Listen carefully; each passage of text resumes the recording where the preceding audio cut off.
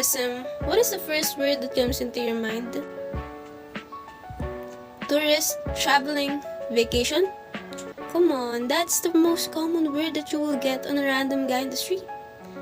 But I did tell you to say the first word that comes into your mind, so that's acceptable.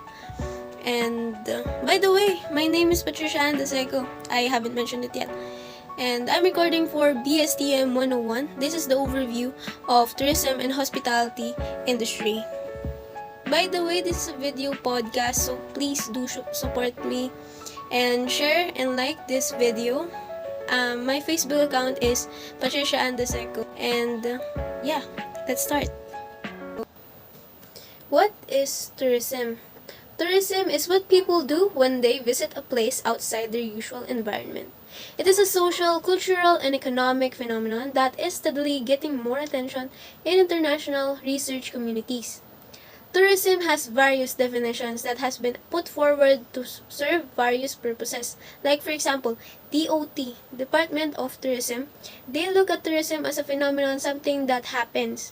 UNWTO, United Nations World Tourism Organization, tourism for them is composed of activities for people who are traveling outside of their usual residence. Supply-sided pertains to the behaviors of the tourist, and lastly, demand-sided definition refers to the product offered to the tourist.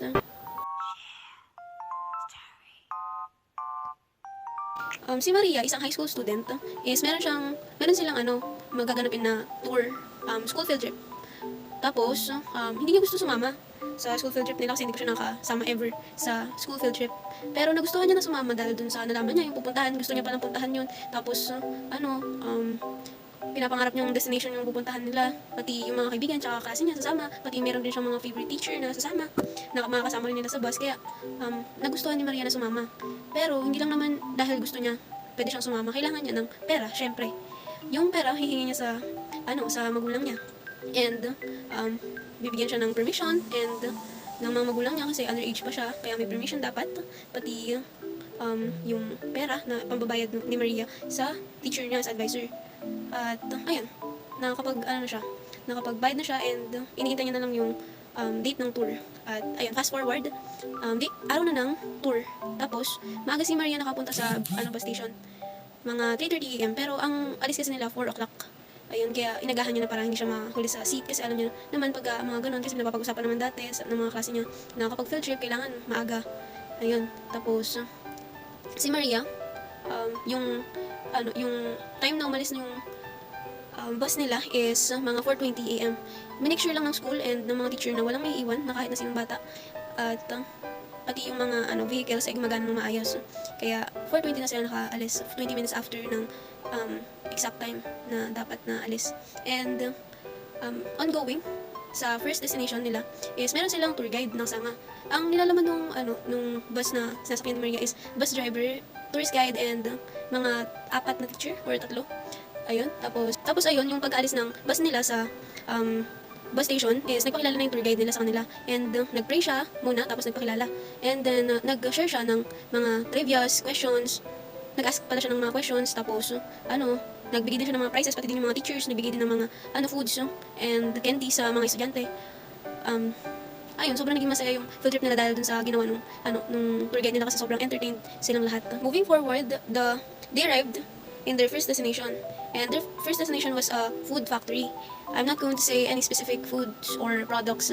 I'm just going to say a food factory. And ayun, welcome sila ng mga personnel and employees, rather. And in-accompany sila yung mga children and teachers. And ayun, binigyan sila ng free taste and products. Pati inalok din sila na bumili ng products nila. Kasi tour yun, syempre. And also, meron din mga employees doon na nasa likod ng lahat ng pagiging safe at work ng company nila, yung food factory. Sila yung nag-make sure na maging maayos at safe and secure lahat ng mangyayari sa loob ng tour. After visiting the food factory, they still have 3 more destinations to go, but I won't be flexing it no more because you might be asking me, what is this? This is a normal field trip. What does this have to do with the topic? Yeah, this is connected to tourism, but how can the story be essential? If you're thinking that way, you're wrong. This story included essential tourism and hospitality concepts and terms. This story included the terms. So, in the story, it is included the essential tourism and hospitality concepts and terms. It included a visitor, tourist, excursionist, tourism product, travel or traveler, trip, hospitality, hospitality management, hospitality industry, and front of the house and back of the house. I know that's too many to remember, but I will be including all that in the story. So, ito na nga. Maria is a visitor and a tourist and an excursionist and a traveler. That's all her. You know naman the terms visitor, tourist, and traveler, so I won't be flexing or defining that anymore. I know that you're unfamiliar with the term excursionist. So, an excursionist is a person that does not spend the night in the visited place. Maria is considered an excursionist because their trip is only until 11 p.m. So, she will be going back home at 11 p.m. So, the services, packages, that Maria and the other student experienced was considered to be a tourism product and hospitality management and hospitality industry. And the front of the house and back of the house of terms are experienced on the first destination of the children because the term front of the house is for the company personnel that is working with direct contact with guests, and the back of the house refers to the personnel performing behind the scenes. And in the story, we have a front of the house, the personnel that are accompanying the students, giving them free taste and selling products. The back of the house in the story are the workers who are making sure of the security and safety of the children. Almost forgot to mention the term trip. Just take note of that. It is included in the essential and tourism concepts and terms. Yeah. Moving on, the next essential part of tourism is the forms of tourism. First is domestic tourism. Like yung first example ko kanina, si Maria and her tour is an example of domestic tourism in which a resident will only travel within that country.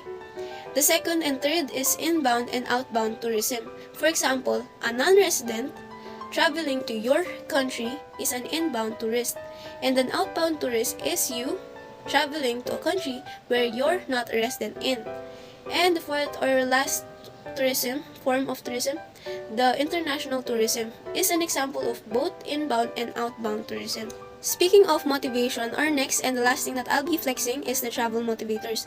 Here we have four categories of a travel motivator. First is the physical motivators. This is the motivation that will help you physically, body, and soul. Ito yung motivators na makakatulong sa'yo physically, yung pangatawan mo, yung katulad ng exercise, jogging, biking, and all the things that is connected to improving your body. And also for your soul, relaxation, meditation, things like that. And second is interpersonal motivators, wherein you travel to bond with friends, family, or to socialize. Ito yung katulad ng story ko kanina kay Maria, yung nag-travel siya because she wanted to bond with her friends and her family wants her to experience having a field trip. And third is cultural motivators. This is based on experience of lifestyle, traditions, arts, music, and many more that is related to a specific culture. Lastly, status and prestige motivators. These motivators is for self-improvement and professional interest. Oh, I thought that was the last part, but we still have a theory to explain. This is John L. Crompton's theory. In his initial framework in 1979, Crompton identified 7 push motives towards a destination. They are escape, self-exploration, relaxation, prestige, regression, kinship enhancement, and social interaction. The pull motives were identified as novelty and education. I included the last part because I know that most of the viewers and listeners will be listening and watching this video podcast will be some of them will be tourism students like me, and I know we tourism students are the ones who needs to personally understand these things. It is vital, for us to know these things such as theories, history, facts, and trivias about tourism because this is our course. Again, this is Patricia and the Psycho telling you, beautiful people are not always good, but good people are always beautiful. I just tackled the overview of tourism and hospitality industry. Hope you learned something from this podcast. So, thank you so much